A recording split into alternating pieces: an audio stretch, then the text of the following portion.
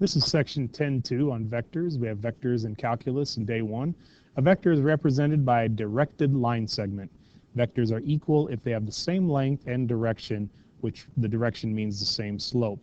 So on any vector, we have an initial point, and on the arrow side, we call that the terminal point. And vectors are denoted with a little vector sign, and then their initial and then terminal point listed. A vector is in standard position if the initial point is at the origin. We can have a vector anywhere in space that we want. It can look like that. There's a vector, but this vector, these two vectors are identical if I draw them exactly the same, of course, but this one is called in standard position if the initial point is at the origin. The component form of a vector is we have an x component and a y component, and to denote that we're in component form rather than just a point, we use what's called the chevrons. With parametric functions, our position is given by x of t and y of t. And position vector at time t, or r of t, is given as, well, with the chevrons, and of course it's x of t and y of t, which are the position functions. Velocity is exactly what you might think.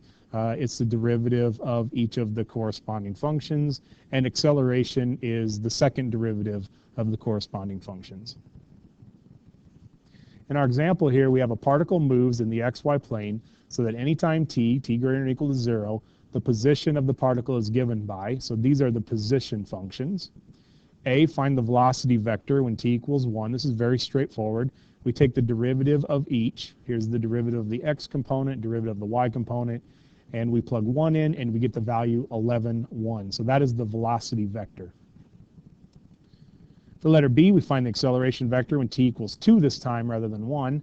We take the derivative of each of the components, plug 2 in, and we get the point 20, 36. And if you work that out, it's exactly what you're going to get. The magnitude or the length of a vector is, as denoted with what looks like absolute value signs, equals the x component squared plus the y component squared, and of course the square root of that. Now, saying the magnitude or length of a vector is the same as the speed. And speed is a scalar. This is a scalar value, which means this is not going to be a vector. The result won't be a vector. The result will just be one number. And you can see that in this example. A particle moves in the xy plane, so at any time t, of course, t greater than or equal to 0, the position of the particle is given by, and here's the position functions. Find the magnitude of the velocity vector when t equals 1. So here's the velocity is the derivative of the position. So here's the derivative of x of t, 2t plus 3. We square that, square it. Take the derivative of y. Here's the derivative of y. Square that. When we plug 1 in, we get 2 times 1 plus 3, which is 5. That's a 5, not an s. And this turns out to be negative 3, really 3 minus 6. Square each of those. We get 25 plus 9, and the answer is square root of 34. Now notice this isn't another vector. It is representation of a length. So it is just one single number, which is all three. It's the magnitude, it's the length, and it's the speed of the vector. We have another example. I'm going to get rid of this because it scrolls really slow. Our example is position of particle is given by, there's the position, and we are asked to find the velocity and acceleration when t equals pi over 2. So we take the derivative of x and y, plug in pi over 2, and we end up with the vector negative 4, 0. That's the velocity vector. For the acceleration, again, we just take the derivative of the derivative. There's your second derivatives. Negative 4 cosine, negative 2 sine.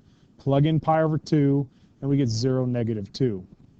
Now in letter B, we're asked to find the speed when t equals pi over 2. The speed is going to be the square root of the velocity vector, or it's the magnitude of the velocity vector. Let me put it that way. So we have the square root of negative 4 squared plus 0 squared, which is the square root of 16, which ends up being 4. In letter C, we're asked to draw the path of the particle and show the velocity vector at t equals pi over 2. So what I've chosen to do in this particular case is change it to rectangular coordinates, or rectangular equation, or Cartesian equation. we have x over 4 equals cosine of t. Now that comes from the original function. We just divide the 4 over. On the y, I'm going to divide the 2 over. So there we divided the 2 over. And we've squared each, because cosine squared plus sine squared equals 1. And the path ends up being an ellipse. And instructions also say draw the paths, we've done that, of the particle and show the velocity vector at t equals pi over 2.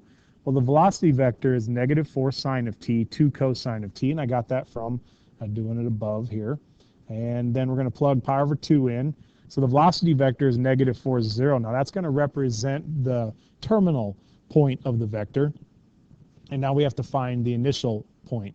And so when t equals pi over 2, the x-coordinate is going to be 4 cosine of pi over 2, which is 0. And the y-coordinate is going to be 2 sine of pi over 2, which ends up being 2. Now I got those right from the original problem again. It says x equals 4 cosine of t and y equals 2 sine of t. So now here's the initial point, and here is the terminal point of the vector. So you end up getting this blue vector up here, and that represents the speed. For a bonus, it says find arc length from 0 to pi. Arc length is the integral from 0 to pi of really the speed or the magnitude. And then you just punch it into your calculator. There's really no way to manipulate this, so we can do this by hand. If that was a 16 or if that was a 4, I'm sure it would go to just 4/16. But in this case, it doesn't do that. It's a decimal, so this is definitely a calculator issue. In your homework, you're really going to see some crazy shapes and some crazy paths. So most of these, we're going to use the calculator to draw the path. But in this case, if it's just cosine sine, I believe this one would be very straightforward. So I would expect some of these to be done by hand. But as I look in the homework, most are going to be done just with the calculator as far as drawing the paths. So be aware of that if you're going to attempt the homework.